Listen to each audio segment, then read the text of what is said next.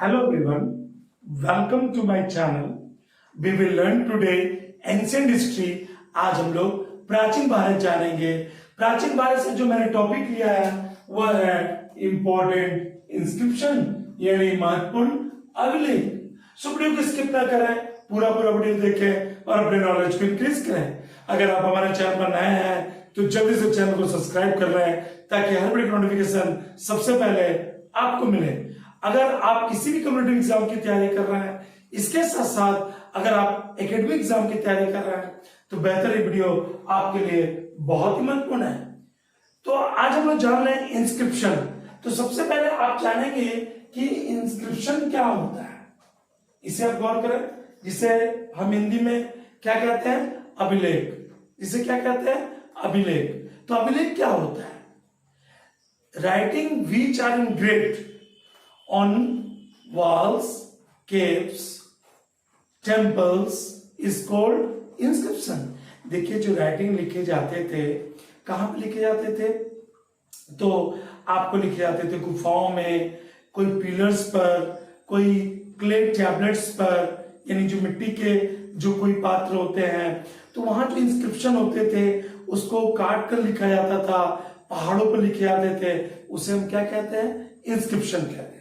अब आगे जान लें, आगे है आज आपको 3 टॉपिक या अभिलेख, वंश और शासक के बारे में मैं बताऊंगा। इसे आप गौर करें, यह है अभिलेख, ठीक है, यह है वंश और यह है शासक। इसे आप गौर करें, ठीक है। अब प्रथम आता है, फर्स्ट आता है हाथी गुफा अभिलेख। अब आप पूछेंगे इसके शासक कौन है, तो ये आप देखें, इसके शासक हैं राजा खारवेल, ठीक है। इसके शासक कौन है? राजा खारवेल। और कहां के नरेश थे राजा खारवेल? कलिंग। अब कलिंग क्यों लोकप्रिय है, इससे तो आप बेहतर अवगत होंगे। कलिंग पर अशोक ने 261 ईसा पूर्व आक्रमण किया था, और जब अशोक को लगा कि कलिंग युद्ध वो जीत गया, बट बहुत से लोग मारे गए, तो उसने बुद्धम शरणं गच्छामि यानी बुद्ध की शरण में वो चला गया और उसने बौद्ध धर्म को अपना लिया, ठीक है। अब हम जानेंगे द्वितीय जो पॉइंट है वह है जूनागढ़ यानी गिरनार अभिलेख। इसे भी आप गौर करें, जूनागढ़ गिरनार अभिलेख। ये कहां पर है? यवन, यानी वंश क्या है? यवन। और राजा कौन थे, शासक कौन थे? रुद्रदामन।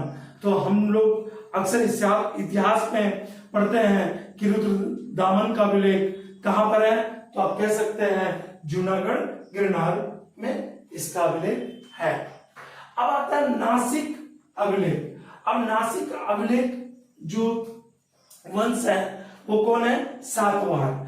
और इसके जो शासक हैं वह है गौतमी बलश्री। इसके शासक कौन है? गौतमी बलश्री।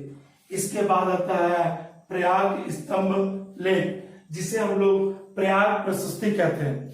देखिए, प्रयाग प्रशस्ति जो है वह इलाहाबाद में है, ठीक है। और प्रयाग, आपसे क्वेश्चन पूछा जाएगा कि प्रयाग प्रशस्ति की रचना किसने की, तो आप इसका उत्तर जान लें। इसकी रचना हरिसेन ने की थी। और किस भाषा में लिखी गई थी, तो वह संस्कृत में लिखी गई थी। और इसमें क्या बताया गया है, इस पे राजा जो समुद्रगुप्त है उसके उनके साहसिक कार्यों को प्रशंसा की गई है। और अब जान लें प्रयाग प्रशस्ति जो लेख है वो किस राजा के बारे में? गुप्त राजा के बारे में। और वो गुप्त राजा कौन थे, तो वो थे समुद्रगुप्त। अब आप आगे जान लें, आगे जो मैं बताऊंगा आपको वह है ऐहोल अभिलेख। 5वां नंबर पॉइंट देखिए आप, ऐहोल अभिलेख। अब ये किस वंश के बारे में है ऐहोल अभिलेख? तो वह है चालुक्य वंश के बारे में। अब चालुक्य वंश के शासक कौन थे, किसका वर्णन है, किस शासक का वर्णन है, तो वह है पुलकेशिन द्वितीय का। तो ठीक है, हम लोग आगे, आप 5th नंबर जान लिए, अब 6th नंबर जाने। 6th नंबर में क्या है? मंदसौर अभिलेख। अब मंदसौर अभिलेख का किस वंश के बारे में है, तो मालवा वंश के बारे में। मंदसौर किसके बारे में, तो मालवा वंश के बारे में। अब वहां के शासक का नाम आपको बतानी है, तो वहां के शासक का नाम है यशोवर्मन। अब आप आगे जान लें 7 नंबर पॉइंट, ग्वालियर अभिलेख। अब ग्वालियर जो अभिलेख है अब वंश के बारे में जान है तो वह है प्रतिहार और राजा थे भोज।